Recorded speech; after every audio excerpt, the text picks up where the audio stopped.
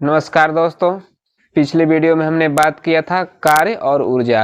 आज हम बात करेंगे ऊर्जा के प्रकार की और इसमें हमें पढ़ना है गतिज ऊर्जा और स्थिर ऊर्जा। तो सबसे पहले आए देखें गतिज ऊर्जा क्या है और इसके फार्मूले क्या हैं, कैसे ये डिराइव होते हैं।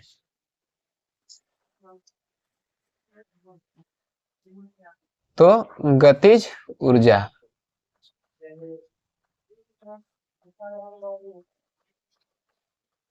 इसकी इंग्लिश है काइनेटिक एनर्जी।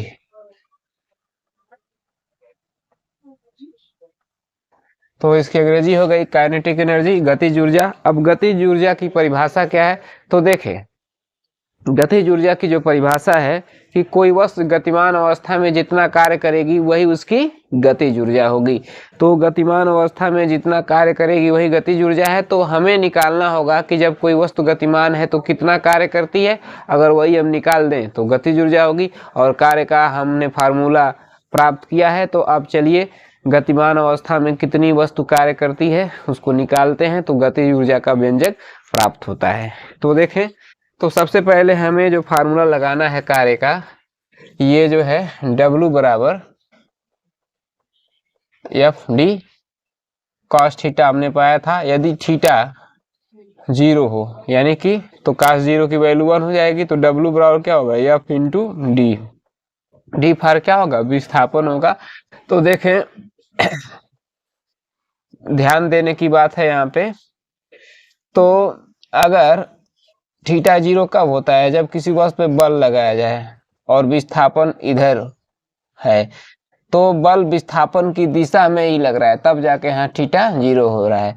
यानी बल जो है वस्तु की गति की दिशा में या विस्थापन की दिशा में लगना चाहिए। ठीक, तो ये बात ध्यान रखेंगे। तो यही W बराबर एफ टी लगाएंगे और यहाँ पे हम D की जगह D न लेकर के यस लेंगे, विस्थापन को मान लेंगे यस। ठीक है, स्मॉल एस लेटर का। तो अब हम चलते हैं जो है गतिज ऊर्जा के लिए फार्मूला निकालने, सूत्र निकालने। जो इसके लिए क्या है, तो जैसा कि आप सभी लोग जानते हैं गतिज ऊर्जा काइनेटिक एनर्जी के बराबर क्या होता है, हाफ एम भी स्क्वायर होता है। जैसे मान लीजिए किसी वस्तु का द्रव्यमान m है और वह v वेग से गतिमान है, तो उसके पास जो काइनेटिक एनर्जी होती है हाफ माने आधा और द्रव्यमान गुणे वेग का स्क्वायर। तो इस तरह से ये फार्मूला होता है और इसी फार्मूले को हम लोग आज प्रूफ करेंगे, डिराइव करेंगे कैसे ये आया है। ठीक, तो अब हम मान लेंगे कि यम द्रव्यमान की कोई वस्तु है, ठीक है, जिसका प्रारंभिक वेग u है, u वेग से गतिमान थी और उसके गति के दिशा में एक बाह्य बल F लगाया जाता है, जिसके कारण उसका जो वेग है v हो जाता है। ठीक है, तो हमने मान लिया कि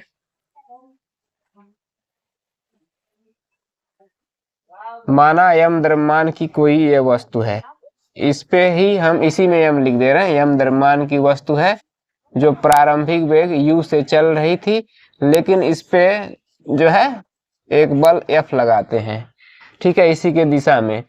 तो इसका वेग जो होता है m से चेंज होकर के क्या हो जाता है इसका वेग जो है u से चेंज होकर क्या हो जाता है, v हो जाता है। m तो इसका द्रव्यमान है, द्रव्यमान नहीं बदलेगा, तो इसका वेग u से v हो जाता है और इस अंतराल में वह यस विस्थापन तय करता है। कितना विस्थापन तय करता है, यस विस्थापन तय करता है। ठीक है, तो इस गतिक अवस्था में यानी कि यहां से यहां तक जाने में जितना कार्य हुआ वही क्या होगी, इसकी गतिज ऊर्जा होगी। तो यही कार्य हमें निकालना है। ठीक है, तो कार्य बराबर क्या होता है, बल गुणे विस्थापन। यहाँ पे देखें विस्थापन इधर ही हो रहा है यस, ठीक है, और बल भी इधर लग रहा है, तो यहाँ पे जो कोण होगा बल और विस्थापन के बीच का क्या होगा, 0 डिग्री होगा। तो कार्य बराबर क्या होगा, बल गुणे विस्थापन, तो बल F है और विस्थापन S है। अब इसी फार्मूले से हम निकालेंगे। तो देखें ये तो इतना हम जान ही रहे हैं, तो लेकिन हम एक न्यूटन के द्वितीय नियम से बल बराबर क्या होता है, द्रव्यमान गुणे त्वरण, यानी F बराबर m में, जहां पे m क्या है, द्रव्यमान है, ये त्वरण है। ठीक है, तो न्यूटन के द्वितीय नियम से, परंतु F equal to m a. ठीक, तो यहाँ पे हम क्या करेंगे, यही चीज बल की जगह हम पुट कर देंगे, तो कार्य बराबर क्या हो जाएगा, एम ए एस हो जाएगा। ठीक है, अभी और हमें आगे देखना है। तो देखें, एक चीज और हम जानते हैं, गति का समीकरण एक है हमारे पास, v स्क्वायर बराबर u स्क्वायर प्लस 2as, जहां पे s विस्थापन है, v जो है वस्तु का अंतिम वेग है, u प्रारंभिक वेग है। यहां से हम s की अगर वैल्यू निकालें तो s की वैल्यू क्या होगी, v square minus u square upon 2a। ठीक है, तो यही s की वैल्यू हम क्या करेंगे, इसमें अब पुट करेंगे। इसको इक्वेशन नंबर 1 मान ले, अगर इसी में हम अगर पुट करें तो देखिए, पुट करते हैं तो देखें, इसी में पुट करना है, तो W इक्वल टू, तो इसमें ना पुट करके जो यहाँ पे हमने इक्वेशन प्राप्त किया है यहाँ पे पुट करें तो ज्यादा अच्छा रहेगा। तो देखें, W बराबर एम ए, एस की वैल्यू कितनी है, v square minus u square upon 2a। ठीक, यहां से देखें ए कैंसिल हो जाएगा, तो यहां से W इक्वल टू क्या मिलेगा, m by 2 in bracket v square minus u square. ठीक, अब इसको उधर ले आएंगे, इसी को इसके अंदर प्रेस कराएंगे, तो W इक्वल टू क्या होगा, half m v square minus half m u square. इतना बात आ रही समझ में। ठीक, तो ये भी एक काइनेटिक एनर्जी है। W को हम K लिखें, K फॉर काइनेटिक एनर्जी, तो K बराबर W इक्वल टू क्या हो गया, half m v square minus half m u square. तो देखें, यहाँ पे जो हमने बल F लगाया तो उसके चलते कितना कार्य हुआ, इतना कार्य हुआ। लेकिन हम ये मान लें इसमें कि अगर वस्तु विराम अवस्था से चलना प्रारंभ करती है, यानी वस्तु पहले विराम में थी, उसके बाद बल लगाते हैं, तब उसका वेग भी होता है।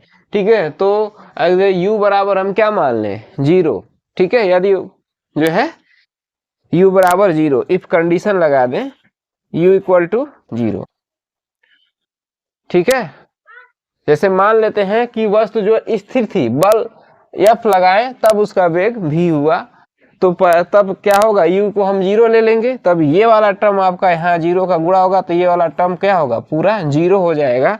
तब जा करके आपको k बराबर क्या मिलेगा, हाफ m v स्क्वायर। तो जब यह कब उसका गतिज ऊर्जा है, जब उसका वेग जो है v हो जा रहा है, तब उसकी गतिज ऊर्जा ये है। तो विराम अवस्था में आने से पूर्व कितना वह ऊर्जा प्राप्त कर लेगी, हाफ m v स्क्वायर प्राप्त कर लेगी। इसलिए यही क्या है, वस्तु की गतिज ऊर्जा का सूत्र है। तो इस तरह से यह गतिज ऊर्जा का सूत्र जो होता है, k बराबर हाफ m v स्क्वायर आपको मिल जाता है। ठीक, अब इस पे एक सवाल लगा लिया जाए। जैसे कह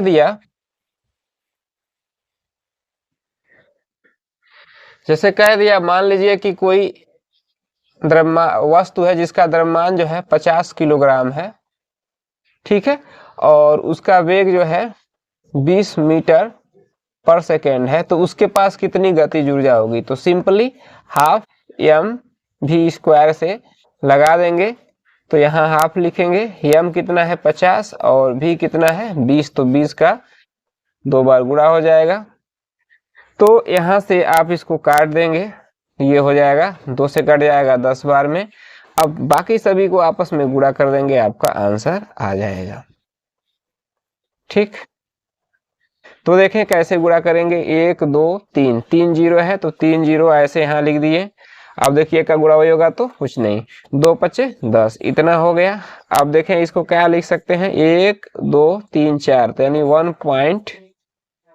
0 इंटू 10⁴ जूल। क्योंकि ऊर्जा है तो इसका मात्रक क्या होगा, जूल होगा। तो वस्तु की गतिज ऊर्जा आपको प्राप्त